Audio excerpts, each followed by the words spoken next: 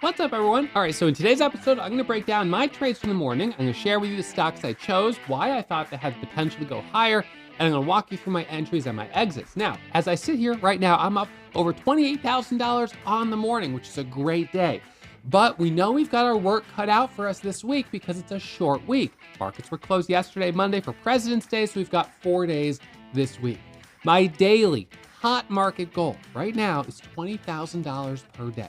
That gives me a weekly goal of $80,000. Now, if you were tuning in a year ago to my daily recaps, of course, I've been doing daily recaps every single day, red day, green day. So all last year, you could have been tuning in. You know that my average daily goal for last year was $5,000 a day. Last year, towards the beginning of the year, the market was still pretty cold, coming off the bear market from 2022 and 2023. It really only picked up in the second half of 2024. So all of a sudden, we've got bigger moves. We're seeing more volatility, more liquidity, and I can move in and out of the market with much bigger positions than I could a year ago. So that's why the daily goal has gotten bigger. Sometimes traders say, Ross, why didn't you just trade with big size the whole time? Why did you scale down? And I really didn't have a choice but to scale down. We weren't seeing as much volatility, and we didn't have as much liquidity, so I couldn't accumulate a big position without getting a lot of slippage. But that's not the case right now. So this is the interesting thing with the market, that when it's cold, it feels doubly hard because not only are we not seeing as much momentum, but when you do see it, you can't take as much size. But when it's hot, then you get that liquidity and you can do really well. So let's go ahead and jump on to the scans here. So I'm going to start just high level. We'll look at the S&P 500. So S&P 500 here, you can see we're basically hovering just under all-time highs. So the market is positioned, pretty strong here. We were able to sort of shake off the slightly higher CPI numbers that came out last week. That's the consumer price index. So inflation was just a little higher than the estimate. So, but the market was able to shake that off. And when I first sat down this morning, I didn't see a lot that I liked. There were lower price stocks, penny stocks, but one of the stocks that was squeezing up was SLDB. Now, SLDB, and you can see my P&L right here, I traded 3 biotech stocks: PRFX, SLDB, and ALUR. So staying true to what we broke down in yesterday's episode, focusing primarily on biotech stocks. Now, I'll get my whiteboard up here for you so we can just look at what I was walking you through yesterday. So in yesterday's episode, let's see, I walked you through my plan of what I was going to be looking at today. I said I'd be trading between 6:45 and 9:30, stopping at 10. I'd be focusing on stocks between 2 and 20, sector biotech. Supply with stocks with floats of under 10 million shares, preferably. With news, up at least 30-40%, and focus on entries on micro pullbacks. So the interest, and this is the micro pullback, by the way, right here. So the interesting thing with SLDB is that the float was just a teeny bit higher. So it was an 18 million share float. All right, well, the difference between 10 and 18, 20, it's not too bad. So even though the float was a little higher than I would prefer, I broke the ice on it. And I'll show you why. So first of all, SLDB is a biosciences company. So you can see biotech sector. So that's fine. Now they announced the pricing of an offering. And so that means they're going to sell more shares out of the market. That's going to dilute the value of the stock because they're printing more shares. And in fact, they're printing 35 million more shares, but at an offering price of $4. So the offering price was basically current market price, and that is important. So the way you have to think about this is when a company does an offering, usually if they want to sell that quantity of shares, the person they're selling to is going to want a discount, right? 4 times 35, you're talking about a huge amount of money.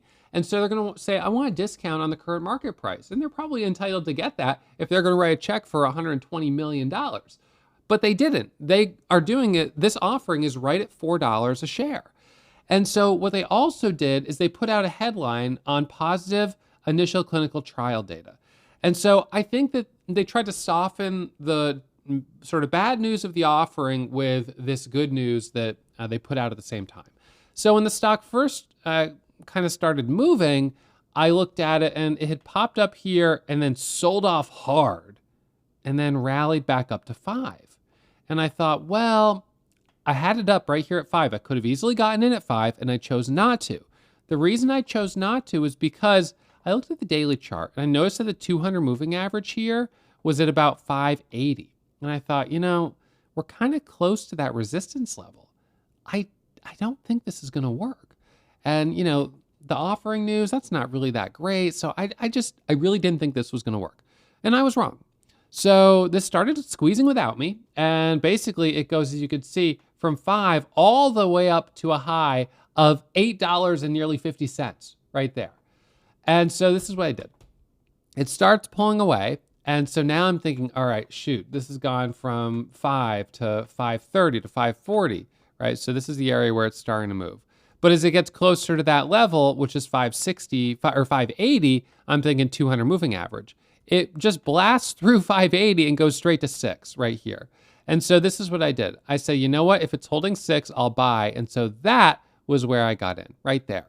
So holding over $6. So my first entry was right around 6 with a stop at about 595.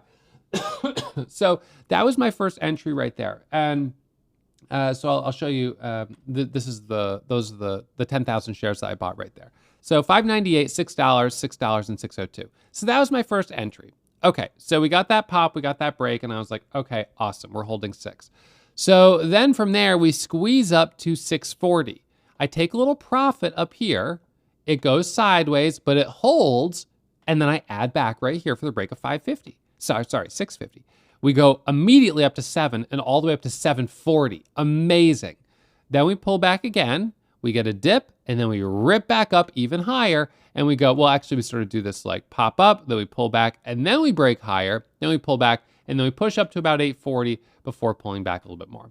So I ended up making about $12,000 on this squeeze, and then as it pulled back right here, I tried to buy the dip here, and I ended up stopping out at 7 and giving back 3,000. So I went from up about 12,500 to up about 9,500 on the day. Still very good, but gave back a little profit. It pulls back here, and then as it curls back up, I got back in it, got this trade right here for the squeeze back over 8. Was hoping that we would get a little higher, but we didn't. And then coming into the open, I was sort of watching it again for that squeeze through 8, but it just couldn't do it. So I ended up drawing a descending resistance line on this, connecting these highs right here. And so right here, we sort of were above it, and then we just weren't able to hold. And sort of right in this area, it was like all these doji candles, those topping tails, it just couldn't hold. So, and I will say that this trade was a little riskier because the MACD was negative. And I acknowledge that that was taking a little bit of a riskier trade, but the stock had a big range, and I thought because I had a bit of a cushion, it was worth taking the risk. So those are my trades on SLDB. I thought it was going to go higher because at that point, biotech stock with news, and it was clearly moving, so I jumped on the momentum. All right, so after that, I took a trade on ALUR. ALUR, pop and drop. Lost $1,500 on it. Has news, GLP-1 therapy, so they've got a headline here.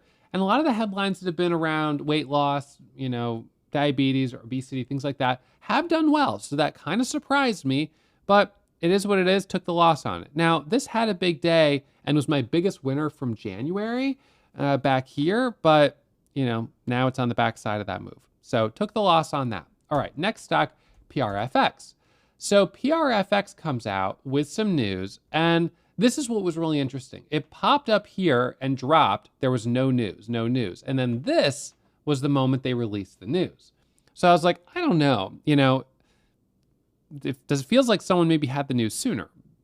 And I pull it up and I'm like, okay, acquiring an AI-driven solar analytics platform, Deep Solar.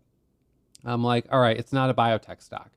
And then I click on the company and I start reading the company description, and they say it's a clinical stage specialty pharmaceutical company.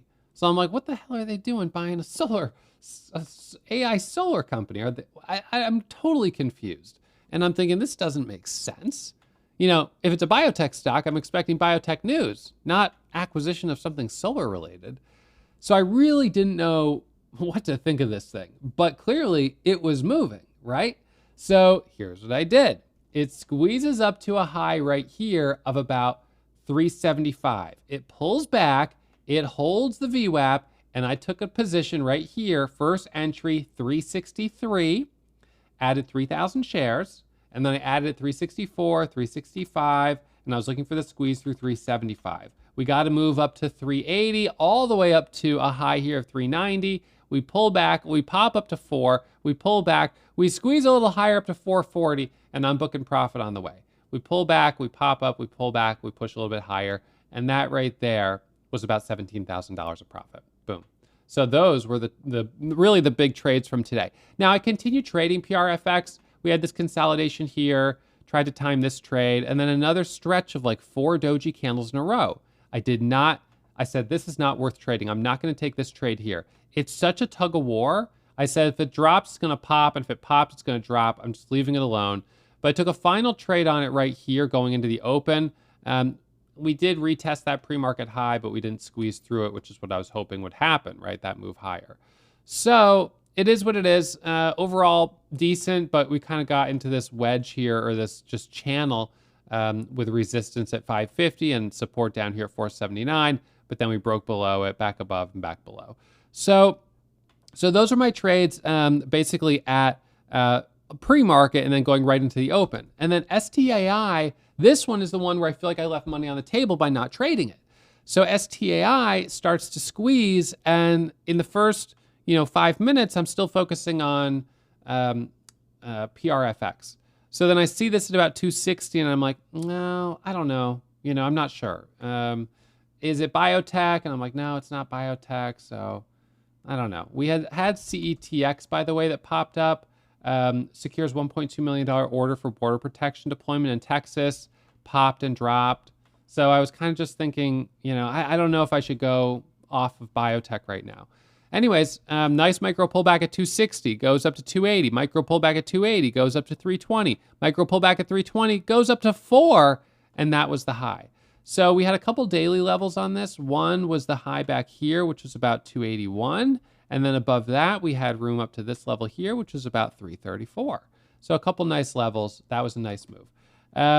So I was impressed with that. That's always great to see. And then GLC, this is a recent IPO from, why is it not loading on this chart? GCL.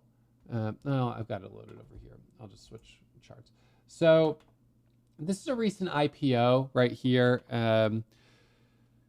GCL, yeah. So just kind of a wild move on this thing, all the way up to 650. These recent IPOs can work, but it's not uncommon to get these kind of big reversals. And so we've had a couple nice IPOs recently. CM, what was it? CJMB, maybe that was it. Yeah, this was another one recently, but it didn't hold up well. So I'm not sure if we can really trust these right now, but that was a nice one, and I didn't trade it at all. So, they'll go with or without you. I try to, ride the momentum when I see it happening, but some of them I either get distracted or I miss it because I think, oh, I shouldn't trade it, and then, it ends up going anyways. But what's important to avoid is overcompensating for missing something by getting in too high, because then you're in too high and you're totally mismanaging your risk, and that's not going to work.